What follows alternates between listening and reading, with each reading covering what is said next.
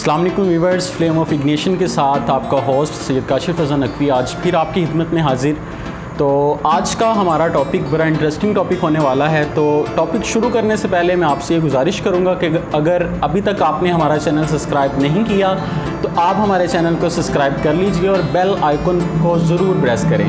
تو آج کا جو ہمارا ٹاپک ہے وہ ہے ارطغرل غازی کے متعلق۔ آپ بہتر جانتے ہیں کہ آج کل پوری دنیا میں بہت زیادہ ہٹ ہونے والا، کم وقت میں ہٹ ہونے والا وہ ڈرامہ ہے، اور تقریباً دنیا کے 150 ممالک اسے لائیو ٹیلی کاسٹ کر رہے ہیں۔ تو ایسی کیا وجہ ہے کہ اتنے کم عرصے میں اس ڈرامے نے اتنی مقبولیت حاصل کی؟ یہ تمام باتیں ہم آپ کے سامنے ڈسکس کریں گے، اور ہم آپ کو یہ بھی بتائیں گے کہ کون ہے ارطغرل اور اس کی کمپلیٹ ہسٹری کیا ہے، اور اس کا کیا اس کی ورکنگ ہے اس ساری سچویشن میں۔ یہ ساری چیزیں ہم آپ کو بتائیں گے۔ تو لیں جی، ویڈیو کا آغاز کرتے ہیں۔ سب سے پہلے ہم آپ کو بتاتے ہیں کہ ارطغرل کی ہسٹری کیا ہے، کون ہے ارطغرل اور یہ کہاں سے آیا اور اس کی کیا ہسٹری ہے۔ سب سے پہلے ہم آپ کو یہ بتائیں گے، دنیا میں سب سے بڑی اسلام کی بنیاد رکھنے والا انسان کا نام ارطغرل غازی تھا۔ اس نے اپنے 2000 ساتھیوں کے ساتھ اپنی حکومت بنائی، جس نے 700 سال تک پوری دنیا میں راج کیا۔ سلطان محمد فاتح نے دنیا کی سب سے بڑی توپ کی ایجاد کی۔ سلطنت عثمانیہ نے دنیا کو سب سے زیادہ سائنسدان اور ڈاکٹرز دیے۔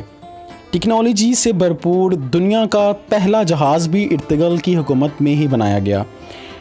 ارطغرل نے ڈاکٹروں اور علماء کرام کی بڑی جماعت تیار کی جو کہ فری میں لوگوں کی مدد کرتی تھی۔ ارطغرل ہی وہ پہلا انسان تھا جس سے مغول بھی دہشت کھاتے تھے۔ ارطغرل شاہ سلمان کا بیٹا تھا۔ شاہ سلمان آغوش کی نسلوں میں سے تھے جنہوں نے چین سے بھاگ کر شام اور ایران میں پناہ لی۔ چین میں آج کل جن ارگز مسلمانوں پر ظلم کیا جاتا ہے وہ بھی ارطغرل کی ہی نسلیں تھیں۔ بہت ہی کم لوگ یہ بات جانتے تھے کہ ارطغرل نے قرآن کو ہی اپنا ہدایت کا ذریعہ بنایا۔ اس کی حکومت وہ واحد حکومت تھی جس میں سود پر پابندی عائد کی گئی، یہاں تک کہ یہودی اور عیسائی بھی اسلام کے قوانین کے مطابق تجارت کرتے تھے۔ ارطغرل جب اناطولیہ میں داخل ہوا تو اس نے چنگیز خان کی حکومت کو گھٹنے ٹیکنے پر مجبور کر دیا۔ ارطغرل قرآن کے بنائے ہوئے اصولوں کے مطابق زندگی بسر کرتا تھا۔ اس کا کہنا تھا کہ سب برابر ہیں۔ یہی وجہ تھی کہ اس کو دیکھتے ہی بہت سے لوگ مسلمان ہو گئے۔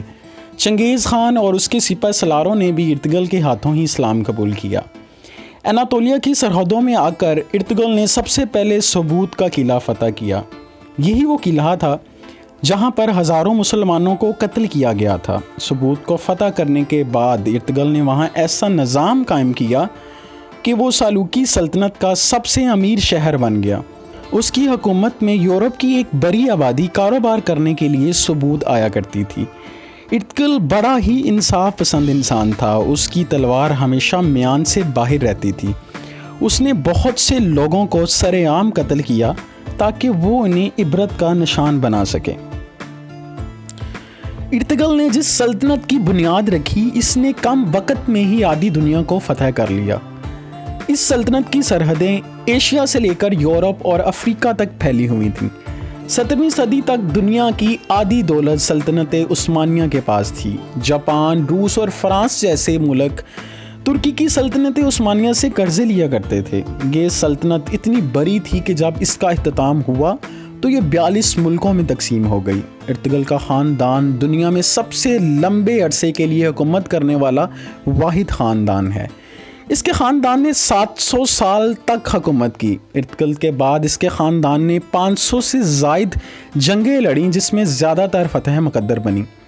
ارطغرل بڑا ہی مضبوط انسان تھا۔ جب وہ اناطولیہ آ رہا تھا تو راستے میں اس کے باپ کا انتقال ہو گیا اور اس کے بھائیوں نے ارطغرل کے ساتھ جانے کے لیے انکار کر دیا، مگر ارطغرل اکیلا ہی آیا اور آتے ہی اس نے صلیبیوں پر تباہی مچا دی۔